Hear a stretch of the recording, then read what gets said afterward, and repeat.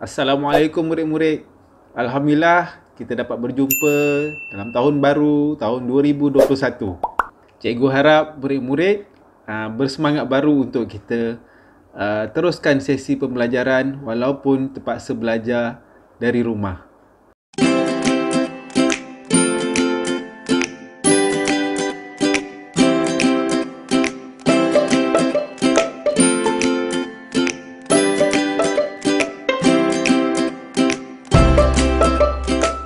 Sebelum kita memulakan sesi pembelajaran pada hari ini, biar cikgu perkenalkan diri cikgu. Nama cikgu Syamsul Kamal bin Muhammad Sirat.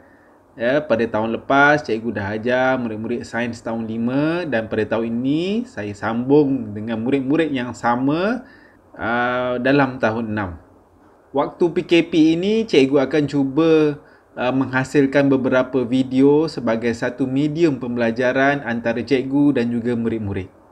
Sebelum kita meneruskan sesi pembelajaran, cikgu nak maklumkan di hujung video ini nanti, seperti mana video-video cikgu yang lain, cikgu nak berkongsi satu fakta sains yang menarik.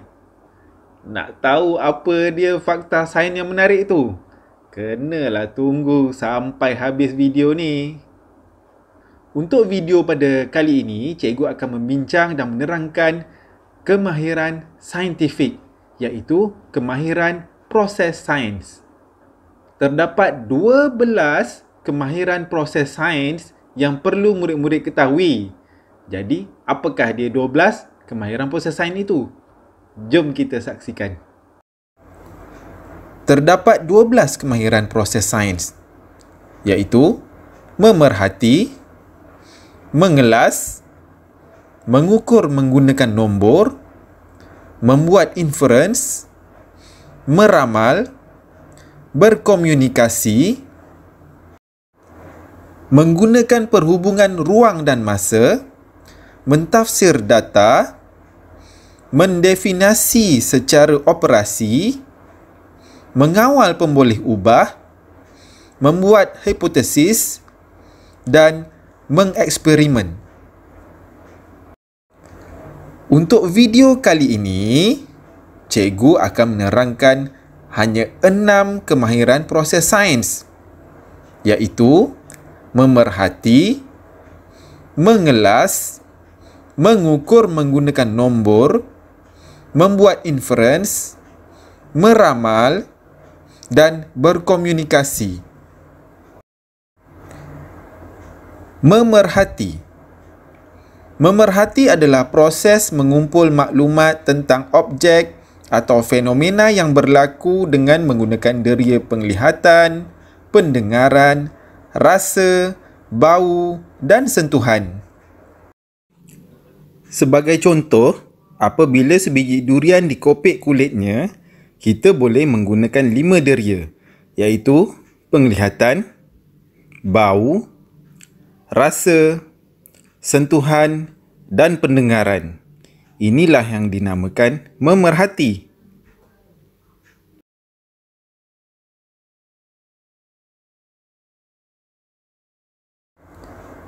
Mengelas.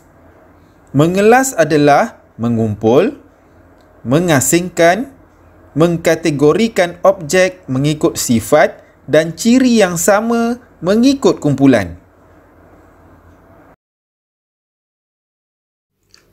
Cuba murid-murid perhatikan gambar ini.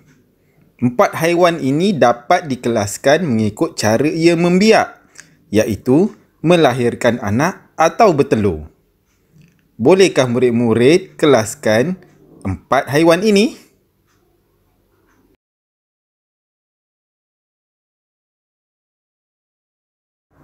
Mengukur menggunakan nombor.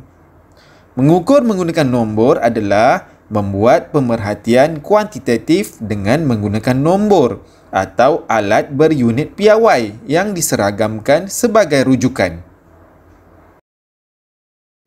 Di dalam gambar ini ditunjukkan satu contoh kemahiran proses sains, iaitu mengukur menggunakan nombor. Kelihatan guru-guru sedang mengukur jarak meja dan alatan yang digunakan adalah pembaris berukuran 1 meter. Semua hasil ukuran dicatat dan direkodkan. Membuat inference. Membuat inference adalah membuat kesimpulan awal yang munasabah, yang mungkin betul atau tidak betul untuk menerangkan sesuatu peristiwa atau pemerhatian. Membuat inference seringkali dikaitkan dengan persoalan mengapa sesuatu perkara atau kejadian itu berlaku dan diikuti pula dengan beberapa inference atau kesimpulan awal. Seperti di dalam gambar ini, kita membuat inference pokok ini layu kerana pokok ini tidak mendapat air yang mencukupi dan tidak mendapat cahaya matahari.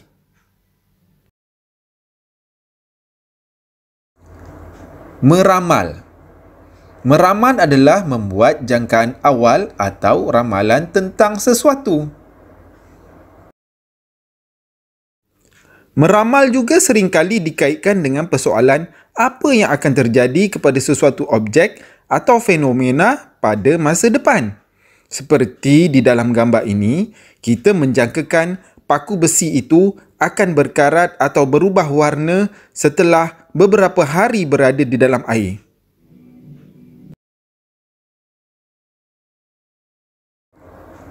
Berkomunikasi. Berkomunikasi adalah menerima, memilih, menyusun dan mempersembahkan maklumat dan idea dalam bentuk tulisan, lisan, jadual, graf dan model. Berikut merupakan salah satu contoh cara berkomunikasi dilakukan dalam kemahiran proses sains, iaitu dalam bentuk jadual dan graf. Cuba murid-murid perhatikan gambar tersebut. Pasti murid-murid sudah biasa kan melihat kedua-dua jadual dan graf ini? Seperti yang telah cikgu janjikan di awal video tadi, tibalah masanya cikgu nak berkongsi satu fakta sains yang menarik. Tak sabar kan? Sebelum cikgu tunjukkan video ni, cikgu nak tanya dulu. Siapa murid-murid cikgu kat sini yang pernah mengalirkan air mata semasa memotong bawang?